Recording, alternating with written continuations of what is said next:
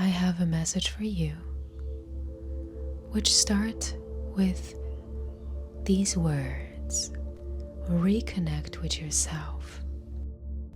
While I share this message with you, I'd like for you to relax, lay down, maybe close your eyes.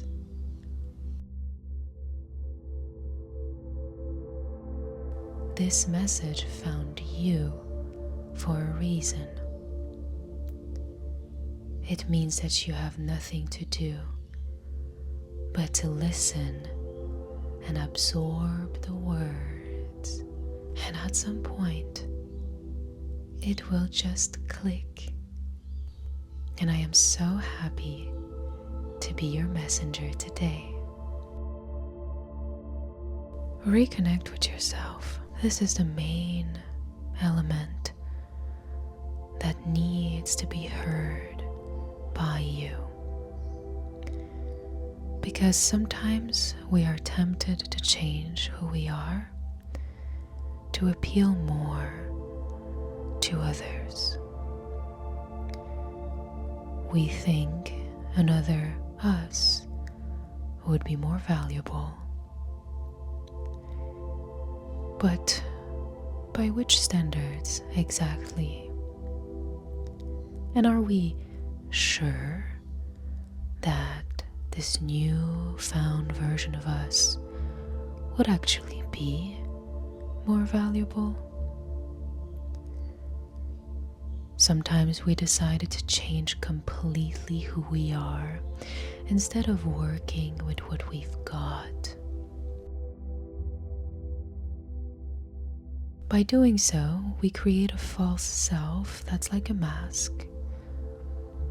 And if you are very unhappy with where you're at in life right now, you might think that this is a blessing, but it is not. A false self is everything or not. It means that by creating one and diving into a new identity like that, we reject everything that we are. We are giving ourselves the same treatment that we try to avoid from others.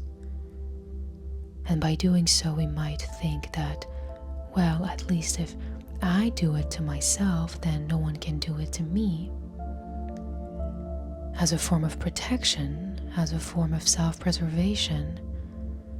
But then we become the bully that we fear. And we desperately need at that moment in time to hear that message, which is reconnect with yourself. To change doesn't really mean becoming a new you. Because to change anything, you have to have an honest starting position. And this is why we say self-improvement. You are supposed to have a self to improve. And thus, creating a new identity from A to Z doesn't really allow that kind of work. And it kind of removes any accountability that we need to take to make significant changes. If we start something from zero, we can dismiss all the issues and try to find new ones that may be a little less complicated for us to resolve, but nonetheless that will remain as an underlying feeling of unease. We may feel more radical and rebellious by getting rid of parts of us instead of changing them, not only because it is a very drastic transformation, but also because we might not be ready to be completely honest with ourselves. And you know, honesty is radical. But like I said in the beginning, it's also emotional, disturbing, and quite transformative. Once we see, we can't unsee. And sometimes, changing our identity completely allows us to keep an eye closed and never take accountability for what is wrong in our personal life. Discomfort with who we are is a constant, underlying feeling that will transcend any false masks we create to protect us and will eventually win. And this is why creating a false mask might seem tempting, but will never allow us for peace and growth. And that feeling of self-confidence that we desperately want. Because confidence is built through repetitive actions that push us a little bit outside of our comfort zone, but just a little bit. Maybe you're shy and you want to make new friends. So, tonight, for the first time, you decide to go outside in a bar or join a club, and that's the first step. You can repeat tomorrow and then go a little bit beyond again. And this is how we make significant changes. By pushing ourselves outside of our comfort zone a little bit more every time, we feel more confident and capable, which is the opposite of getting rid of everything, getting rid of the core issue, which in this case would be shyness, and creating space for it and looking for solutions. Therefore, honesty is really meaningful to change. Whereas being at war with who we are and creating false masks is the opposite of self-love and acceptance, which are the two elements we need for honesty, which is radical. Stay comfortable. If you're laying down, keep your eyes closed and just breathe.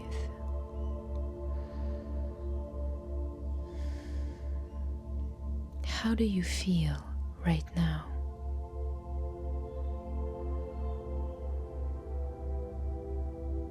And how often do you ask yourself, how are you feeling?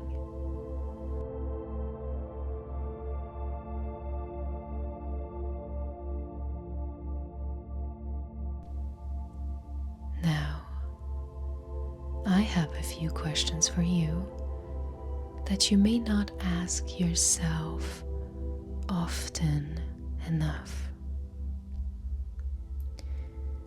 My first question for you is, do you have a realistic view of yourself?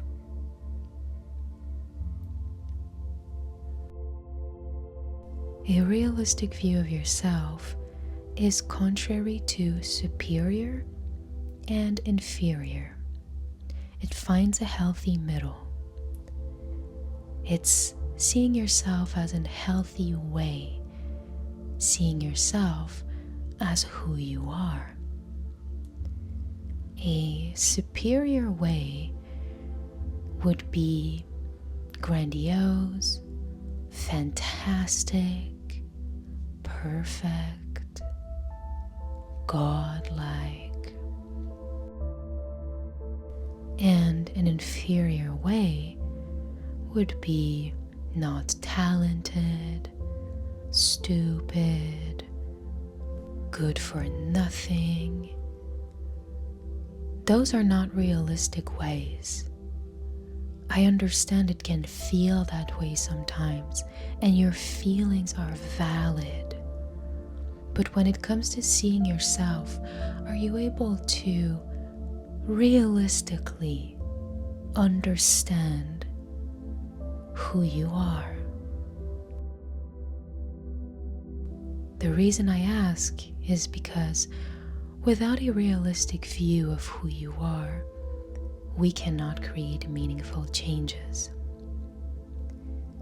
If you see yourself as stupid, not talented, or perfect, godlike, we start with a bias, and you'll always be working your way into a bias.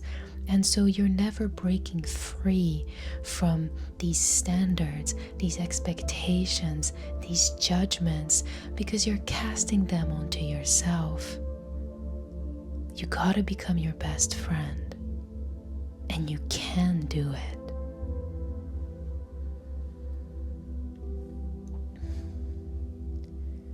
My second question is, are you pursuing your happiness? And I don't mean looking as beautiful as possible in today's standards, or getting the house that you should be getting according to your age, your financial bracket, and your parents' expectations. By pursuing your happiness, since happiness is subjective, I mean pursuing favorable outcomes. That is the results of your behavior that are good for you, short and long term. A lot of the time, when we are creating masks and we are at war with who we are, we self-sabotage. And sometimes we know we are self-sabotaging. And if that's the case, we are not looking for favorable outcomes, which means that we are not pursuing our happiness. And sometimes we think that if we're breaking up, we're self-sabotaging.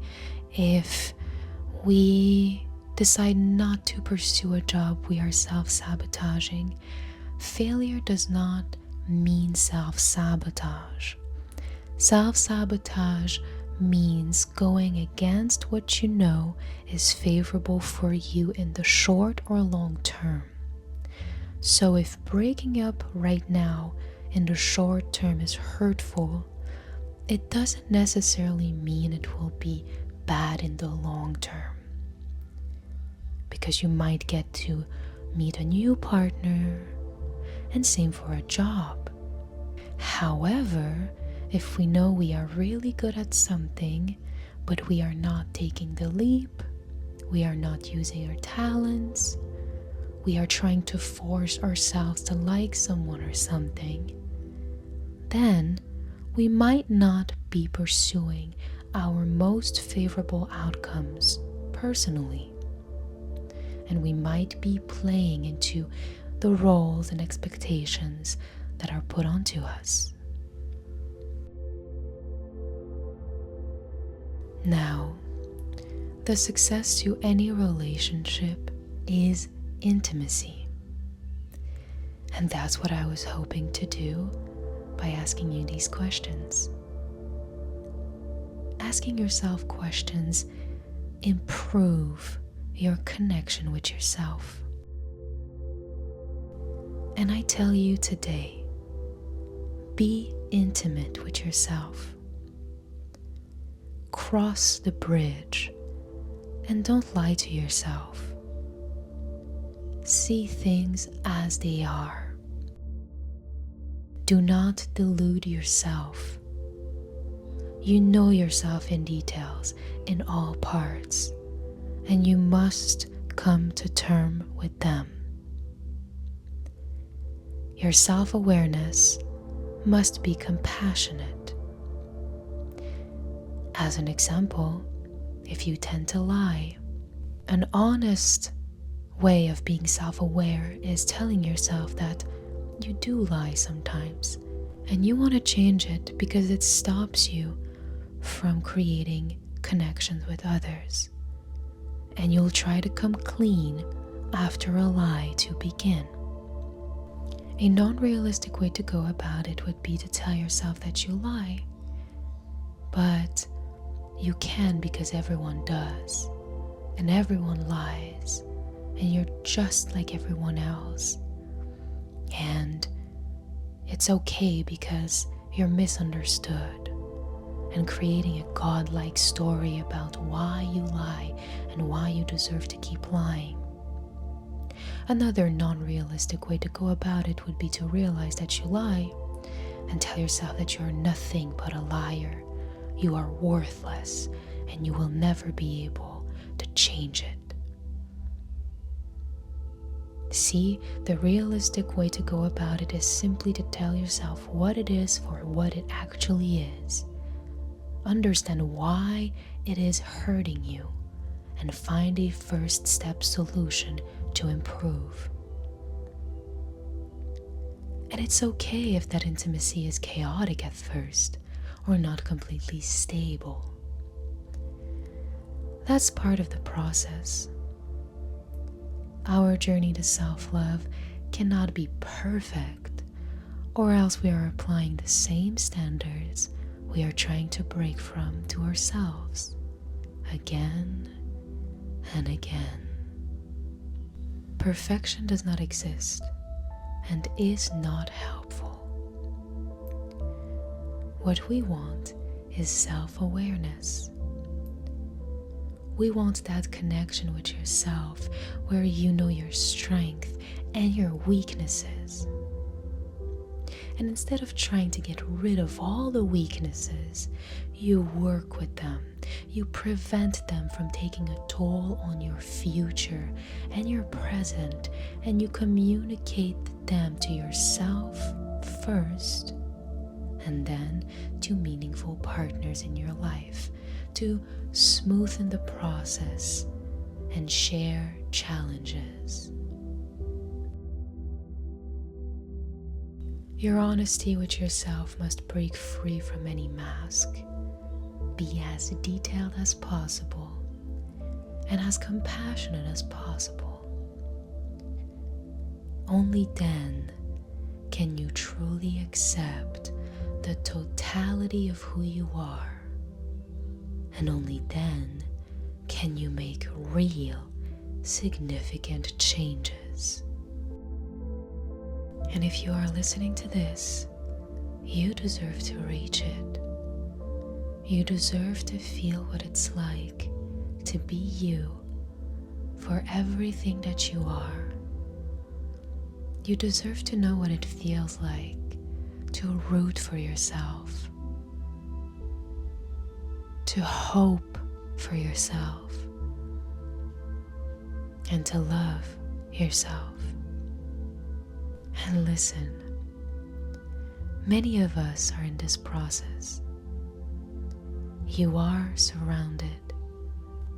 You can absolutely do it, no matter how long it takes.